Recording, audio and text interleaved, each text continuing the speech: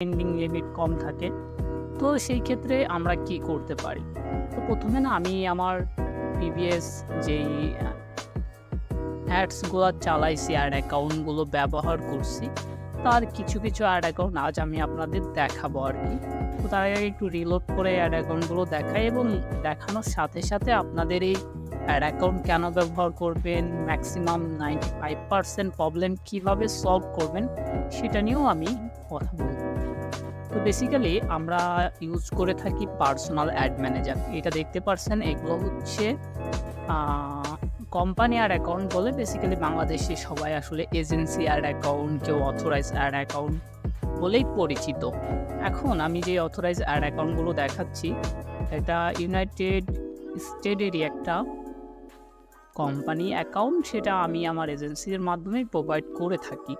এখানে AI targeted দেখতে পারতেছেন এবং আমি রিলোড করে আবার দেখিয়ে দিই। এগুলো এআই টার্গেটের, বেসিক্যালি আমি এইগুলো প্রোভাইড করতেছি। এই অ্যাড অ্যাকাউন্টের একটা সুবিধা হচ্ছে এটা আপনি আনলিমিটেড ডেইলি স্পেন্ড করতে পারবেন, আনলিমিটেড, এখানে কোনো লিমিট থাকবে না।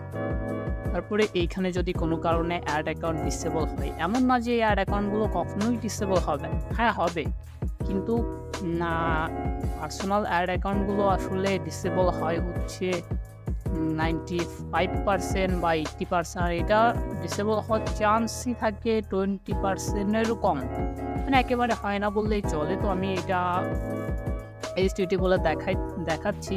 এইচটিটি বল বাংলাদেশ লিমিটেড সবাই জানেন, এরা হচ্ছে ফেসবুকের অথরাইজ অ্যাড পার্টনার।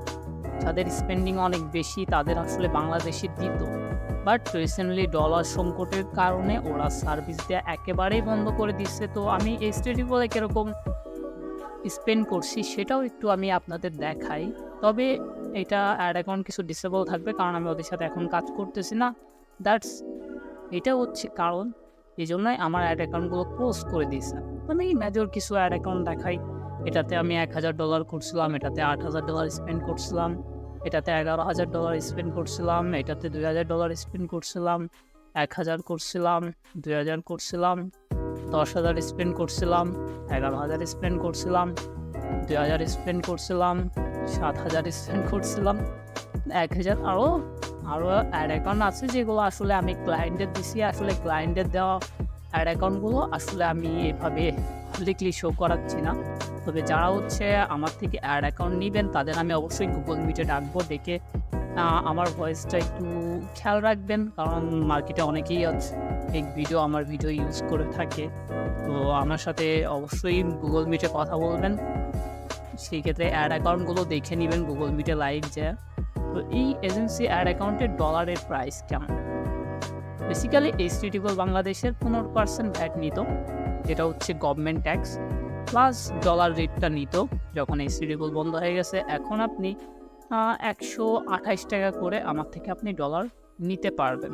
যারা হচ্ছে এখানে কথা আছে, যারা হচ্ছে $10,000 মান্থলি স্পেন্ডিং তাদেরই আমি 128 করে দিব, আর যাদের স্পেন্ডিং একটু কম তাদের আমি 130 টাকা 31 টাকা করে ডলারটা দিতে পারবো।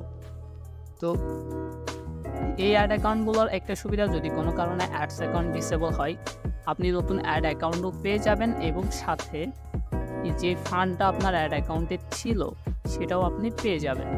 এই অ্যাড অ্যাকাউন্টগুলোর অনেক সুবিধা আছে, যদি আমি বলতে চাই ভিডিওটা অনেক বড় হয়ে যাবে। যাদের এজেন্সি অ্যাড অ্যাকাউন্ট নিয়ে আমি একটা বড় রকমের ভিডিও বানাবো। তো এখন আমি বলতে পারি যে অ্যাড অ্যাকাউন্ট রেস্ট্রিকশনের প্রবলেমগুলো ছিল, ডিসেবলের প্রবলেমটা ছিল, সেটা আমি এই এজেন্সি অ্যাড অ্যাকাউন্টেরই একটা সলিউশন আমি দেখতে পারতেছি, কারণ আমি দেখেছি আমার বাইরের ম্যাক্সিমাম ক্লায়েন্টই আমি হ্যান্ডেল করতাম, আর এখন বাংলাদেশেরও করতেছি।